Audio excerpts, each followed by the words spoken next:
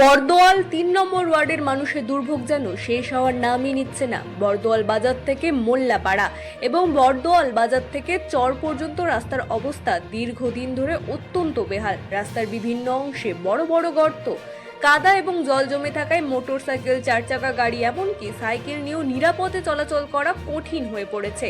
এই এলাকায় প্রায় ১৬০টি পরিবারের বসবাস। প্রতিদিন স্কুল কলেজের ছাত্রছাত্রী, কৃষক, শ্রমিক, ব্যবসায়ী সহ সাধারণ মানুষকে জীবনের ঝুঁকি নিয়ে এই রাস্তা ব্যবহার করতে হচ্ছে। বর্ষাকালে পরিস্থিতি আরো ভয়াবহ আকার ধারণ করে।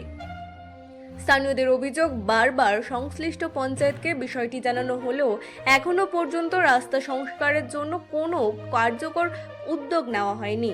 উন্নয়নের নানা প্রতিশ্রুতি দেওয়া থাকলেও বাস্তবে মানুষকে সেই জল কাদা ভরা রাস্তা দিয়েই যাতায়াত করতে হচ্ছে। স্থানীয় বাসিন্দাদের দাবি, অবিলম্বে রাস্তা সংস্কারের কাজ শুরু করা হোক, নিরাপদ এবং স্বাভাবিকভাবে যাতে যাতায়াতের ব্যবস্থা নিশ্চিত করা হয়। ব্যুরো রিপোর্ট, রাত দিন নিউজ নেটওয়ার্ক।